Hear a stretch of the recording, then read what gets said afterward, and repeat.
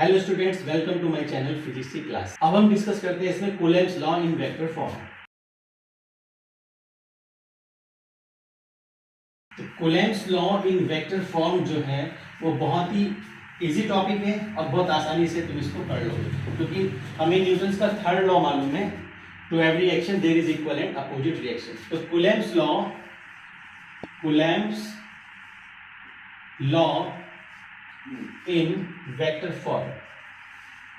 Form में यदि हम करते हैं डियर स्टूडेंट, तो सिंपल ये करना होगा आपको कि इस तरह से समझिए कि ये हमारे पास एक तरह से एक्सिस हो गए और यहाँ दो पॉइंट चार्जेस हो गए। एक पॉइंट चार्ज लीजिए, एक पॉइंट चार्ज लीजिए। इसका चार्ज है Q1 और इसका चार्ज है Q2 और इनका जो यहाँ से पोजीशन है वो है R1 और यहाँ से हो गया इसका पोजीशन R2। तो R1 एंड R2, ठीक है, ये है। अब हमारे पास यहाँ पर इसमें फोर्स कर देंगे F12 और इधर हो जाएगा हमारे पास F21। यहाँ पे हो जाएगा R21 एंड यहाँ पे हो जाएगा इस तरफ हमारे पास R12। तो ये जो हमारे पास पोजीशंस है, यानी कि ये यूनिट वेक्टर्स हैं। यहाँ पर आप इस तरह से लगाइए इसको यूनिट वेक्टर। अब हमें करना क्या है, क्या समझना है, वो ये है, देखिए कि कूलम्ब्स इन वेक्टर फॉर्म में यदि हम करते हैं तो हमें कूलम्ब्स का लॉ मालूम है। कूलम्ब्स के लॉ के अकॉर्डिंग क्या हो रहा है कि ये दोनों फोर्स एक दूसरे को अट्रैक्ट कर रहे हैं, यानी कि इसका फोर्स इस पे लग रहा है और इसका फोर्स इस पे लग रहा है, ठीक है। तो जब वन बॉडी का, यानी कि ये हमारे पास वन बॉडी है, ये हमारे पास one body means one point charge है, ये हमारे पास सेकेंड पॉइंट चार्ज है। तो यहाँ पर F12 का मतलब सेकेंड जो चार्ज है उसका फोर्स लग रहा है फर्स्ट पर। तो हमारे पास second charge exert the force on first. और यहां पर देखिए क्या हो रहा है कि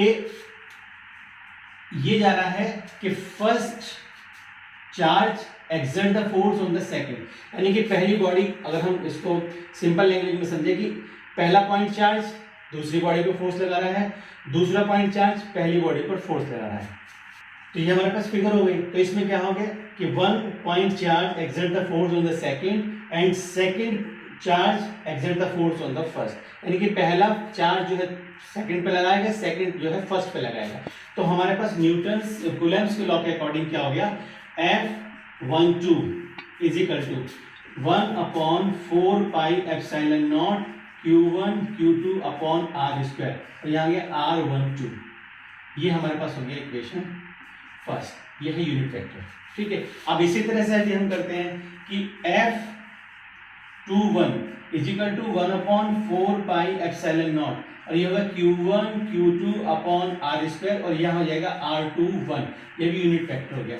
अब हमें ये बताया, देखिए, but R12 opposite to R21, यानी कि ये हमारा यूनिट वेक्टर। तो देखिए यदि हम ऐसा करें कि R12 माइनस R21 यदि कर देते हैं, तो जहां पर हमारा लिखा है R12, तो ये रहा हमारे पास R12। At the place of this हम इस वैल्यू को डाल दें माइनस R21।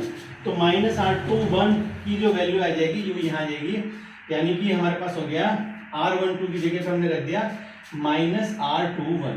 तो देखिए ये हमारे पास आ गया माइनस R21। तो ये हमने यहाँ शिफ्ट किया माइनस R21 यूनिट वेक्टर। अब देखो ये वैल्यू क्या है, F21 is equal to 1/4πε0 Q1 Q2 upon R² R21 unit vector. अब इस वैल्यूज को यदि हम देखो, ये वैल्यू, ये कंप्लीट जो वैल्यू है it is equal to this, ये इसके इक्वल हो गया।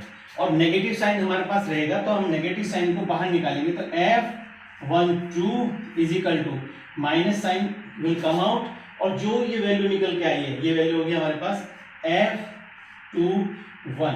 देखिए ये हमारा न्यूटन्स का थर्ड लॉ जो है वो आपका प्रूव हो गया है according to the Coulomb's law in vector form.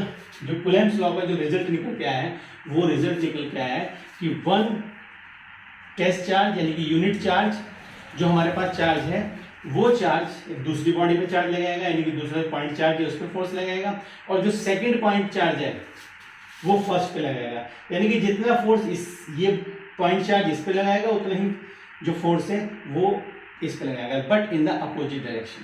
तो इस टॉपिक में इतना ही करेंगे। Like, share and subscribe my channel. Thanks for